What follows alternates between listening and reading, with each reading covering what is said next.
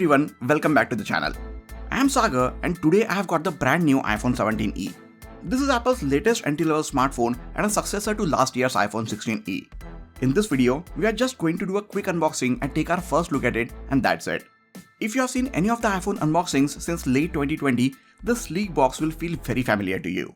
On the top of the box, we get a picture of the front of the phone with the new wallpaper. From the color of this wallpaper, you can tell that I went with a soft pink color this time. I think the white one looks a bit better, but it is also exactly like the iPhone 16e which I got last year, and I didn't want to go with the black one. And unlike last year where we could only choose from black and white, this time we have a third option, so I decided to go with the new color. Alright, let's tear off the pull tabs, lift the lid and get to the phone. The pink color of the back is a lot more subtle than I expected. The sides are a bit darker, but a lot of people might confuse it for a white one. Now in the box, below the phone, we have the USB Type-C cable for charging and data transfer, a SIM tray removal pin, that is all we get in the box. No Apple stickers and no charger. Let me go ahead and remove the protective covering from the screen. And there you have it, the new iPhone 17e. The design of this phone is exactly similar to last year's iPhone 16e. In fact, if I showed you both the phones side by side, it will be almost impossible to tell them apart unless you have the iPhone 17e in this new soft pink color. So same design means that we still get somewhat big bezels around the display and a notch at the top. There were rumors about this phone getting a dynamic island like rest of the iPhone lineup, but I guess Apple wants to hold it back so they have something to add to next year's iPhone 18e. The display is also the exact same one, so it is still 60Hz and the peak brightness is still capped at 1200 nits, which is not really that bright if you are using it outdoors in direct sunlight. Same design also means that we still get a single camera at the back, which frankly I don't mind all that much. But it is again the same smaller 48 megapixel sensor just like on the iPhone 16e. I was hoping that Apple would include the same 48 megapixel camera as the iPhone 16 and 17, but they didn't. Apple however added the depth and focus control for the portrait shots, which wasn't there on the iPhone 16e. The front-facing camera is also the same as before, so just 12 megapixels. Apple introduced an amazing 18 megapixel center stage selfie camera on the iPhone 17 series, but they are still sticking to the older 12 megapixel one for this E series phone for another year at the very least. All of the ports and buttons are also same as before. The action button is still there and sits above the volume buttons, and it still doesn't get the camera control or the capture control button, which I don't think people will complain about as anyone barely uses it.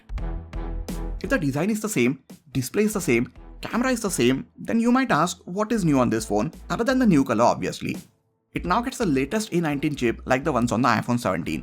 Well, not exactly the same one as it is a bin-down 4-core GPU version, but it is still pretty fast.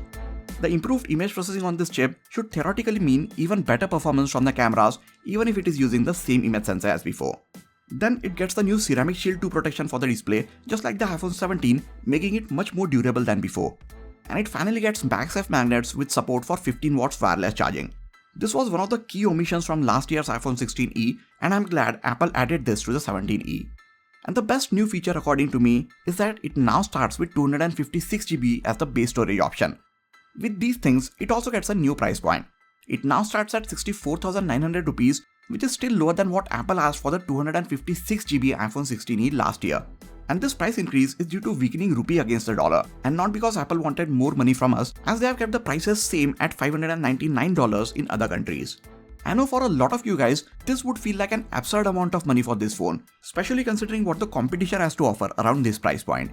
I think 55,000 rupees would have been a much better launch price, so it could have been sold for something like 45 or 48,000 rupees with discounts a few months after the launch.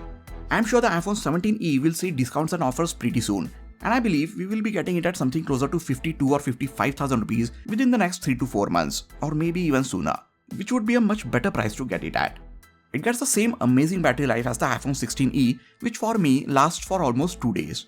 When it comes to charging, wired fast charging is again capped to 20 watts, so you get 50% in 30 minutes if you are using it with a compatible fast charger. Now I am sure a lot of you have this question, that since the dimensions are the same as the iPhone 16e, would an iPhone 16e case fit the iPhone 17e? And the answer to this question is yes. So with the A19 chip, 8GB of RAM, Apple Intelligence, USB Type-C port, action button, 48 megapixel rear camera, MagSafe, 256GB of starting storage, and a hefty price tag of 64,900 rupees or $599, how do you think Apple has done? Do let me know in the comments. Last year, a lot of tech lovers hated the iPhone 16e, but it ended up selling in huge numbers. And this iPhone 17e gets some much needed improvements while keeping the price almost similar in most parts of the world. So I think Apple really knows what they are doing and they understand their target audience very well. Right now, for a lot of people, this phone is in a very awkward position. It sits between the iPhone 16 and 17 and is confusing a lot of people. Very soon, I will have its comparison videos with the iPhone 16 and 17 and then you can decide which one you should go for. If you have any questions about this iPhone 17e or if you want me to make any specific videos about it, please let me know in the comment section. That is it for this video guys. Please hit the like button if you enjoyed this video and subscribe to the channel for a lot more quality tech videos like this. You can also check out some of the other videos from this channel. This has been Sagar and I'll catch you guys in the next video. Take care.